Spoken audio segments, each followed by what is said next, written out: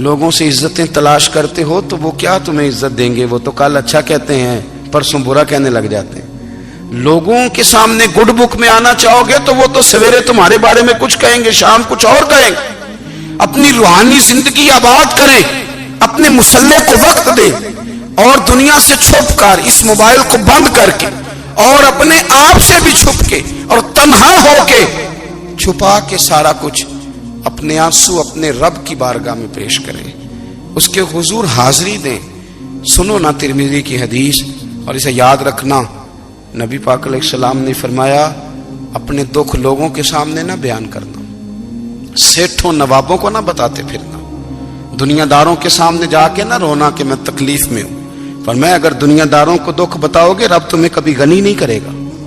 اور لوگ ہیں کہ الٹا مذاق اڑائیں گے آپ کی، جس سے بڑی پکی یاری ہے نا، پکی، وہ تب تک پکی ہے جب تک آپ نے 50,000 مانگا نہیں، اور جس وقت آپ نے کہہ دیا کہ میں مجبور ہوں میری مدد کر، تو پھر ختم ہو گئی دوستی۔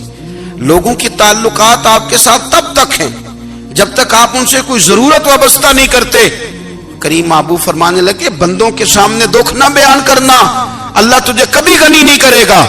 تو اپنے دکھ اپنے رب کو بتا، تو دعائیں مانگ، تو اس کی بارگاہ میں حاضر ہو، تو اس کے حضور عرض کر۔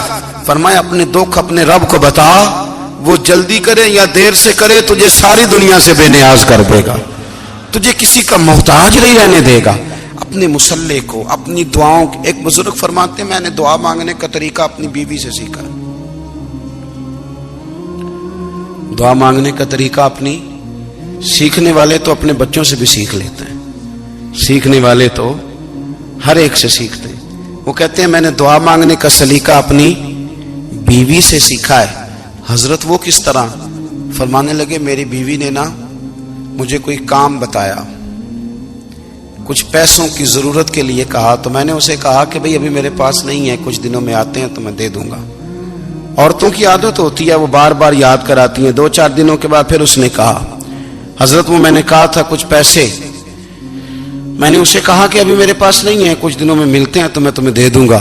اس نے کچھ دنوں کے بعد پھر کہا حضور وہ میں نے کچھ پیسے کہے تھے۔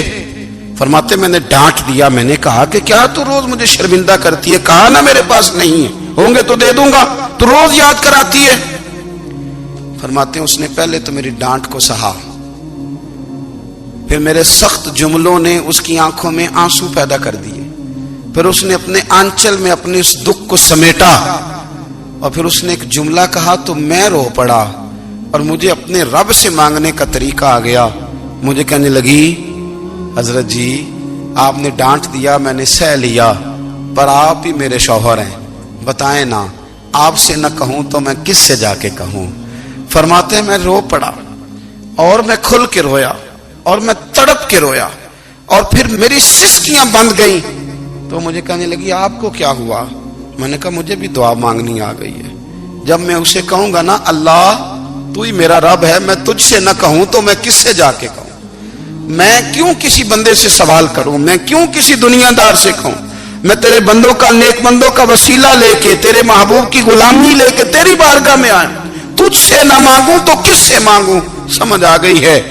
جب میں اس رنگ میں مانگوں گا تو پھر رب میرے اوپر بڑا ہی فضل فرمائے گا، وہ میرے اوپر بڑی رحمت کرے گا، وہ میرے لیے آسانیاں کرے گا۔ عزیز دوستو، ہم اس طرح کرنے لگ گئے ہیں کہ ہم نے نا اپنے تعلقات پر اعتماد کرنا شروع کر دیا ہے۔ میرے تعلقات بہت ہیں، ہم نے اپنی دولت پر اعتماد کرنا شروع کر دیا ہے، میرے پاس دولت بہت ہے۔ ہم نے اپنے علم پر، اپنی شہرت پر اعتماد کرنا شروع کر دیا ہے کہ میرے پاس فلاں چیز بہت ہے۔ یاد رکھنا جب بے نیاز اپنی صفت بے نیازی دکھاتا ہے تو بڑی بڑی دولتوں والے مجبور نظر آتے ہیں۔ بھائیو جب انسان کا رشتہ اپنے مالک کے ساتھ ہوتا ہے پھر تو غم بھی کچھ نہیں کہتے، پریشانیاں بھی کچھ نہیں کہتی، پھر تو زندگی صبر والی، پھر تو زندگی توکل والی، پھر تو زندگی بھروسے والی، پھر انسان اپنے آپ کو رسوا نہیں کرتا، دنیا داروں سے امیدیں اس کی ختم ہو جاتی، امیدیں اللہ رسول سے لگا لیتا ہے، مضبوط ہو جاتا ہے، مضبوط، طاقتور ہو جاتا ہے، خوددار ہو جاتا ہے، باوقار باعزت ہو جاتا ہے۔ حضرت بہلول دانا رحمت اللہ علیہ بیٹھے تھے تو ہارون رشید حج کر کے آ رہا تھا، تو رستے میں حضرت شیخ سے ملاقات ہو گئی تو السلام علیکم کے بعد کہنے لگا حضور کوئی حکم ہو تو بتائیے گا. تو حضرت بہلول دنا فرمانے لگے تیرا رب کون ہے؟ اس نے کہا اللہ. تو فرمایا میرا کون ہے؟ کہا اللہ. فرمانے لگے تو بڑا ہی بیوقوف ہے، کیا تو یہ سمجھتا ہے کہ رب ہارون رشید کو تو دے گا اور بہلول دانا کو بھول جائے گا؟ تیرا بھی وہی رب ہے، میرا بھی وہی رب ہے. اس نے اگر تجھے دے کے آزمایا ہے تو ہو سکتا ہے مجھے نہ دے کے آزما رہا ہو. جب اس کی حکمت کے تقاضے ہوں گے تو عطا کرے گا اور دے گا. تو جا اپنا کام کر. بھائی اپنی روحانی زندگی، اپنی عبادات، اپنے وظائف، اپنے روزمرہ کے معاملات، اپنی دعائیں، اپنا استغفار. دیکھو کوئی مشکل کام تو نہیں 2 رکوع ہیں سورہ واقعہ کہ اگر رات کو پڑھ لی جائے تو. میں کس طرح یہ بات بیان کروں کہ تعویذ بانٹنا آسان ہے اور وظیفہ بتانا مشکل ہے. سارا دن تعویذ بانٹیں تو لوگ لینے کو تیار ہیں، اور اگر آپ وظیفہ بتائیں تو کہتے ہیں تو مشکل کام ہے.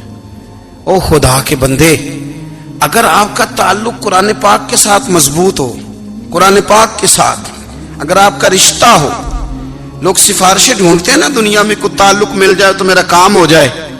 دنیا میں اتنا مشکل معاملہ ہے، آخرت میں مجھے بتائیے گا کتنا مشکل معاملہ ہوگا. میرے نبی پاک صلی اللہ تعالی علیہ وسلم نے فرمایا جو لوگ سورہ ملک پڑھا کرتے تھے نا، سورہ ملک، یہ سورت ملک قیامت میں ان کی سفارش کرے گی اور اس طرح کرے گی کہ کہے گی اے اللہ یہاں اس بندے کو جنت میں داخل کر دے یا مجھے قرآن پاک سے علیحدہ کر دے. تو رب فرمائے گا جا اس کا دامن تھام کے اسے جنت تک پہنچایا. آپ بات کو سمجھیں، جب آپ کے تعلقات اپنے معاملات کے ساتھ مضبوط ہوں گے، یہ نبی کریم نے وعدہ کیا ہے کہ تو سورت واقعہ پڑھ تیرے گھر میں فاقہ نہیں آئے گا. حضرت عبداللہ ابن مسعود رضی اللہ تعالیٰ عنہ بیمار تھے تو حضرت عثمان غنی رضی اللہ تعالیٰ عنہ تیمارداری کے لیے تشریف لے گئے اور جا کر کے کہا کہ آپ بڑے بیمار ہیں، آپ کی بیٹیاں زیادہ ہیں، میں چاہتا ہوں کہ خزانے میں سے کچھ مدد کروں. تو سیدنا عبداللہ ابن مسعود رضی اللہ تعالیٰ عنہ اٹھ کے بیٹھ گئے اور کہنے لگے امیر المومنین اللہ آپ کو میری طرف سے میری بیٹیوں کی طرف سے بہتر صلہ دے. میری بیٹیوں کو کسی خزانے کی ضرورت نہیں، میں نے انہیں خزانہ دے دیا ہے. کہا جناب آپ نے کون سا خزانہ دیا ہے، میں آپ کے مالی معاملات کو جانتا ہوں. تو فرمانے لگے امیر المومنین میرے نبی کریم نے فرمایا ہے جو سورت واقعہ پڑھے اسے کبھی فاقہ نہیں آتا. میں نے بیٹیوں کو یاد کرا دی ہے، یہ خزانہ میں نے انہیں دے دیا ہے. وہ سارے والدین سنیں جو بیٹیوں کے لیے پریشان رہتے. حضرت عبداللہ ابن مسعود نصیحت کر رہے ہیں، فرمانے لگے میں نے سورت واقعہ یاد بھی کرا دی ہے، پڑھنے کی عادت بھی ڈال دی ہے. حضور نے فرمایا ہے جو سورت واقعہ پڑھے اسے فاقہ نہیں آتا. کہنے لگے چاند تو اپنی جگہ چھوڑ سکتا ہے، سورج گر سکتا ہے، تارے ٹوٹ سکتے ہیں، پر مدینے والے رسول کی بات غلط نہیں ہو سکتی. حضور نے فرمایا فاقہ نہیں آئے گا تو انشاءاللہ کبھی بھی نہیں آئے گا. کرنے کا کام یہ ہے کہ ہم اپنے معاملات، اپنی عبادات، اپنی دعائیں کبھی 10 منٹ عادت ہو جائے نا دعا مانگنے کی علیحدہ سے رات کو. حضور نے فرمایا جو فرض نماز کے بعد دعا مانگے اللہ اس کی قبول کر لیتا ہے. نبی پاک صلی اللہ تعالی علیہ وسلم نے فرمایا اللہ مسافر کی دعا قبول فرماتا ہے. حضور نے فرمایا اللہ مظلوم کی دعا قبول فرماتا ہے. حضور نے فرمایا بیمار سے دعا کراؤ اللہ اس کی دعا قبول فرماتا ہے. میرے نبی پاک نے فرمایا ماں باپ جب بھی اولاد کے لیے ہاتھ اٹھائیں، ویسے تو بلے شاہ تو آسمانی اڈ دیا ہی پھڑ دیں، جڑا گھر بیٹھا انہوں بڑھیا ہی نہیں. حضور فرمانے لگے ماں باپ جب بھی اولاد کے لیے دعا فرمائیں اللہ ان کی دعا کو قبول کرتا ہے. آپ اپنا تعلق بنائیں دعا کے ساتھ، عبادت کے ساتھ، مصلی کے ساتھ رشتہ بنائیں، استغفار پڑھیں. صلاح الدین ایوبی صلیبی جنگوں میں تھے، رات کو مسجد اقصی میں نماز پڑھی تو پریشان تھے. ایک بزرگ سے ملاقات ہوئی تو وہ کہنے لگے کہ آپ بڑے پریشان ہیں. کہنے لگے حضور پریشان اس لیے ہوں کہ پہلے ہی مسلمان کمزور ہے، اب میں نے سنا ہے دشمن کا ایک بحری بیڑا وہ جنگی سامان سے بھرا ہوا آ رہا ہے، تو اب ان کے پاس اور تلواریں اور نیزے آ جائیں گے، مسلمانوں کے پاس پہلے ہی وسائل کی کمی ہے، پریشان ہو کس طرح کر کے مقابلہ کریں گے. یہ بات کہتے ہی صلاح الدین ایوبی نے بزرگوں سے کہا حضور آپ بھی دعا کرنا. دعا کی بڑی طاقت ہے. میرے نبی پاک نے فرمایا دعا مومن کا ہتھیار ہے. دعا مومن کا حضور نے فرمایا تقدیر کو سوائے دعا کے کوئی چیز نہیں بدل سکتی. دعا مومن کا ہتھیار ہے. یہ کافر کے پاس کوئی نہیں.